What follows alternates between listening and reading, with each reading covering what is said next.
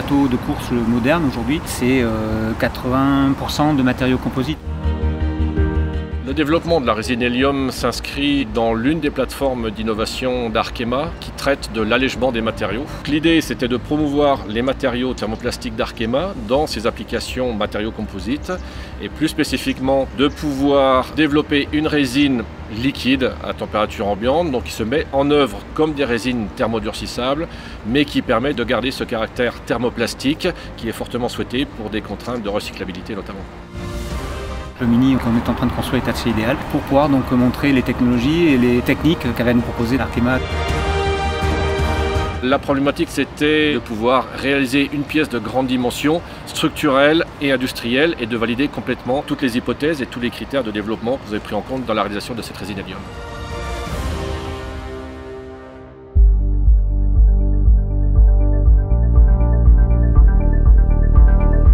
La classe de Mini 650 est la plateforme innovante pour la course au large. Et sur ce bateau, on a mis un maximum d'innovation. Le bateau fait 6,50 m de long par 3 m de large au mètre beau. Il y a 22 mètres carrés de pont et 24 mètres carrés de coque.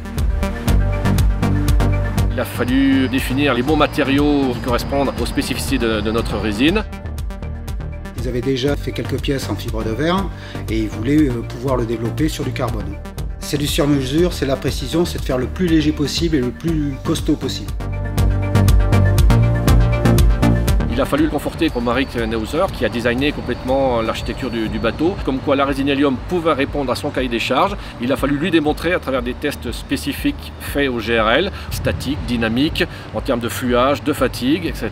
Une fois conforté dans cette approche, il a fallu développer une résine en parallèle à la réalisation du Mini 650. On a commencé à faire toute une série de tests afin de comprendre le produit, de savoir comment l'utiliser. On a passé beaucoup de temps avec le GRL afin d'établir un processus, une formulation chimique qu'on puisse mettre en œuvre de façon facile. Pour la réalisation de la coque et la réalisation du pont, on avait le droit à un essai et pas plus, donc il fallait réussir absolument. Donc on s'était donné a priori toutes les garanties au préalable. En termes de fiabilisation de la formulation hélium, donc ça c'était la partie du GRL Arkema, et en termes aussi de développement du procédé, donc c'était la partie du chantier Lalo Multi, puisque la pièce ne peut se réaliser uniquement s'il y a une synergie entre la résine et le procédé. Avec Arkema, on est vraiment en phase totale puisque ce sont aussi donc des développeurs et qu'on a trouvé donc en face de nous des gens qui étaient en phase totale donc quant à un développement en matière, et notamment composite, qui est un petit peu quand même notre spécialité.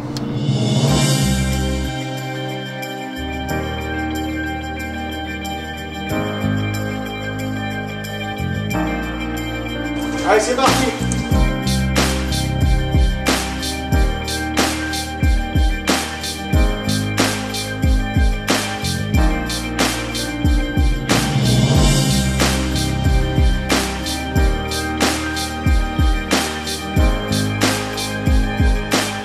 Quand on démoule, on croise les doigts et effectivement sur la coque, aucun défaut, mais voilà, c'est assez challenging au départ pour réussir du premier coup cette pièce.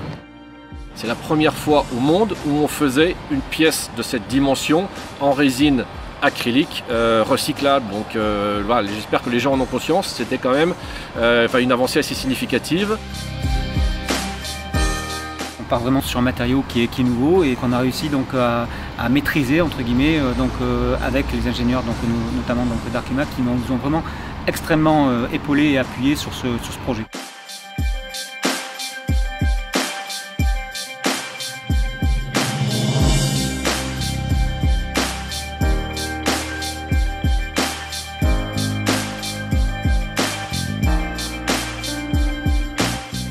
C'est plus rapide puisqu'on peut démouler plus rapidement, donc fabriquer des pièces plus rapidement. Le fait de pouvoir recycler l'ensemble du produit, non seulement la résine mais aussi le carbone, me paraît intéressant pour l'image de la course au large. Nous, les avantages qu'on voit, c'est, j'en ai déjà évoqué, en termes de recyclabilité, en termes de formage à chaud, en termes d'assemblage, avec des colles structurales, notamment les colles d'AEC, métacrylique d'AEC qui ont été utilisées pour la réalisation du Mini, mais également par soudage. Seule une pièce thermoplastique peut se souder et non pas une pièce thermodurcissable. C'est une résine donc, de nouvelle génération donc, qui arrive avec Hélium, qui nous ouvre vraiment des perspectives sur ce que seront les matériaux composites de demain, ce qui permettra aussi d'appréhender probablement notre milieu de façon un peu plus naturelle. Tous les clients historiques dans l'automobile d'Arkema sont en lien avec le développement de nos composites thermoplastiques et également dans le domaine de l'éolien par exemple, qui sont intéressés par le développement de notre résine. Le challenge il est déjà réussi parce qu'on a réussi à avoir donc